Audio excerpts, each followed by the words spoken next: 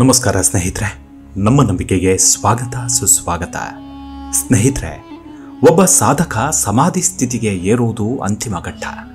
ಆ ಉನ್ನತ ಸ್ತರದಲ್ಲಿ ಓರ್ವ ಸಾಧಕನಿಗಾಗುವ ಅನುಭವಗಳು ಹಾಗೂ ಆತ ಸಿದ್ಧಿಸಿಕೊಳ್ಳುವ ಅತೀಂದ್ರಿಯ ಶಕ್ತಿಗಳು ಎಂಥವು ಅನ್ನೋದರ ಮಾಹಿತಿಯನ್ನ ಈಗಾಗಲೇ ವಿಡಿಯೋ ಮಾಡಲಾಗಿದೆ. ನೋಡದವರು ಡಿಸ್ಕ್ರಿಪ್ಷನ್ ಬಾಕ್ಸ್ನಲ್ಲಿ ಲಿಂಕ್ ಹಾಕಲಾಗಿದೆ, ದಯವಿಟ್ಟು ನೋಡಿ. ಹಾಗೆ ನಮ್ಮ ನಂಬಿಕೆಗೆ ನಿಮ್ಮ ಬೆಂಬಲ ಪ್ರೋತ್ಸಾಹ ನೀಡಲು ಸಬ್ಸ್ಕ್ರೈಬ್ ಬಟನ್ ಜೊತೆಗೆ ಬೆಲ್ ಐಕಾನ್ ಒತ್ತುವುದನ್ನು ಮಾತ್ರ ಮರಿಬೇಡಿ. ಸ್ನೇಹಿತರೆ, ಸಮಾಧಿಯೇ ಪತಂಜಲಿಯ ಅಷ್ಟಾಂಗ ಯೋಗದ ಪರಮೋಚ್ಚ ಸ್ಥಿತಿ. ಈ ಹಂತದಲ್ಲಿ ಸಾಧಕನಿಗೆ ಜ್ಞಾನೋದಯವಾಗಿ ಸಮಾಧಾನದ ಸ್ಥಿತಿ ಉಂಟಾಗತ್ತೆ. ಇದನ್ನೇ ಅಷ್ಟಾಂಗ ಯೋಗ ಸೂತ್ರದಲ್ಲಿ ತದೇವ ಅರ್ಥ ಮಾತ್ರ ನಿರ್ಭಾಸಂ ಸ್ವರೂಪ ಶೂನ್ಯಮಿವ ಸಮಾಧಿ ಎಂದು ವರ್ಣಿಸುತ್ತೆ.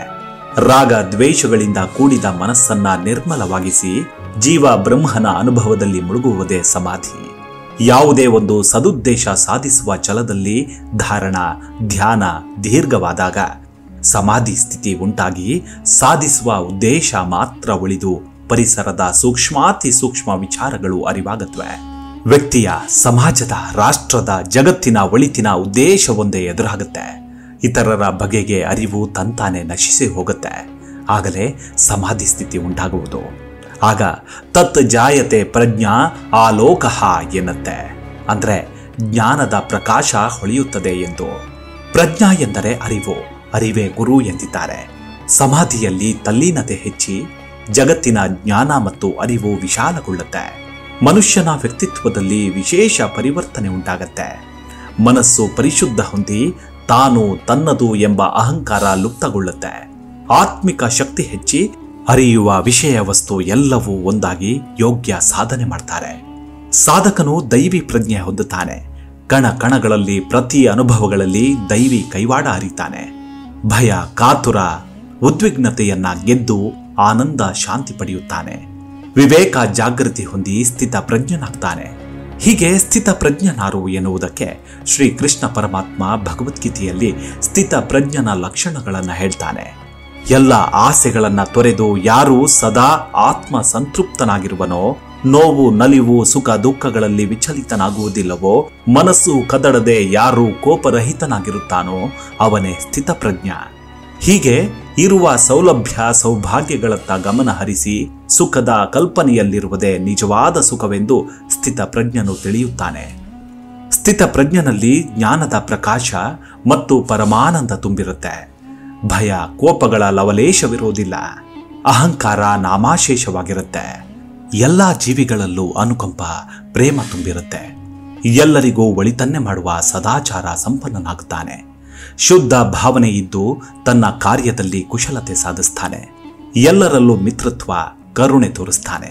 ಇಂತಹ ಉಚ್ಚ ವ್ಯಕ್ತಿತ್ವವುಳ್ಳ ಸ್ಥಿತಪ್ರಜ್ಞರು ಸಮಾಜದ ರತ್ನರಾಗ್ತಾರೆ. ಅವರ ಆಧ್ಯಾತ್ಮಿಕ ಬೆಳಕು, ಆತ್ಮಿಕ ಶಕ್ತಿ ಈ ಯುಗದ ಅವಶ್ಯಕತೆ ಇದೆ. ಅವರೇ ಇಡೀ ಜಗತ್ತಿಗೆ ಶಾಂತಿ ಸಮಾಧಾನದ ಮಾರ್ಗದರ್ಶನ ಮಾಡ್ತಾರೆ. ಇದು ಜಗತ್ತಿಗೆ ಅಷ್ಟಾಂಗ ಯೋಗದ ಮಹತ್ವದ ಕೊಡುಗೆ. ಇನ್ನು ಸಮಾಧಿ ಸ್ತರಕ್ಕೆ ಏರುವುದಕ್ಕೆ ಪ್ರಾಣಾಯಾಮವೇ ಅತಿ ಮುಖ್ಯವಾದದ್ದು.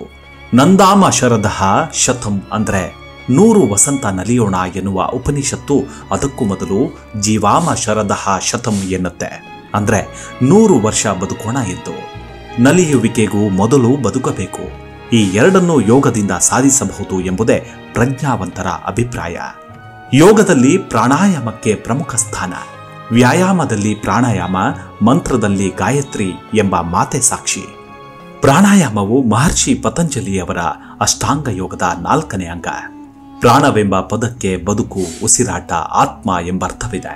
ಆದರೆ ಇಲ್ಲಿ ಅದು ಶಕ್ತಿ, ಚೈತನ್ಯ ಎಂಬ ಅರ್ಥದಲ್ಲಿ ಬರುತ್ತೆ.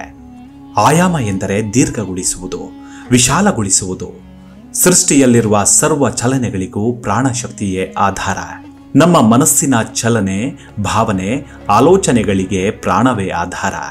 ಪ್ರಾಣ ಎಂಬುದು ಶ್ವಾಸದ ಸೂಕ್ಷ್ಮ ಚೈತನ್ಯ. ಶ್ವಾಸ ಸ್ಥೂಲ ಪ್ರಕಟವಾದದ್ದು. ಸ್ಥೂಲ ಶರೀರಕ್ಕೆ ಮತ್ತು ಸೂಕ್ಷ್ಮ ಶರೀರಕ್ಕೆ ಸಂಪರ್ಕವೇ ಪ್ರಾಣ. ಪ್ರಾಣವನ್ನ ಜೀವತತ್ವದ ಮೂಲಭೂತ ತತ್ವ ಎಂದು ಹೇಳಬಹುದು. ಎಲ್ಲ ಚರಾಚರಗಳಲ್ಲಿ ಪ್ರಾಣತತ್ವ ಅವುಗಳ ವೃದ್ಧಿಯಿಂದ ಗುರುತಿಸಬಹುದು. ಅರ್ಥಾಸನೆ ದೃಢಯೋಗಿ ಹಿತಮಿತಾಶುನಃ ಗುರುಪದಿಷ್ಟ ಮಾರ್ಗೇಣ ಪ್ರಾಣಾಯಾಮನ ಸಮಭ್ಯಸೇತ್ ಎನ್ನುತ್ತೆ. ಅಂದ್ರೆ ಒಂದು ಆಸನದಲ್ಲಿ ಸುಖವಾಗಿ ಕುಳಿತು ಮಿತ ಆಹಾರವನ್ನು ಸೇವಿಸಿ ಗುರುಗಳ ಮುಖಾಂತರ ಪ್ರಾಣಾಯಾಮ ಅಭ್ಯಾಸ ಮಾಡಬೇಕೆಂದು ಹೇಳಿದೆ. ಶುದ್ಧ ಸೇತಿ ಯದಾ ಸರ್ವಂ ನಾಡಿ ಚಕ್ರಂ ಮಲಾಕುಲಂ ತದ್ಯೈ ಜಾಯತೆ ಯೋಗಿ ಪ್ರಾಣ ಸಂಗ್ರಹಣೆ ಕ್ಷಮಃ ಎಂದು ಉಲ್ಲೇಖಿಸುತ್ತೆ. ಅಂದರೆ ಪ್ರಾಣಾಯಾಮ ಮಾಡುವುದರಿಂದ ನರಮಂಡಲ ಶುದ್ಧವಾಗಿ ಸಾಧಕನು ಪ್ರಾಣವನ್ನ ನಿಯಂತ್ರಣದಲ್ಲಿಡುವನು ಎನ್ನುತ್ತೆ. ಹಾಗೆ ಪ್ರಾಣಾಯಾಮದಿ ಯುಕ್ತೇನ ಸರ್ವ ರೋಗ ಕ್ಷಯೋ ಭವೇತ್ ಎನ್ನುತ್ತೆ. ಅಂದರೆ ಸರಿಯಾದ ಕ್ರಮದಲ್ಲಿ ಪ್ರಾಣಾಯಾಮ ಮಾಡಿದರೆ ಸರ್ವ ರೋಗಗಳು ನಿರ್ಮೂಲವಾಗುತ್ತೆ ಎಂದು.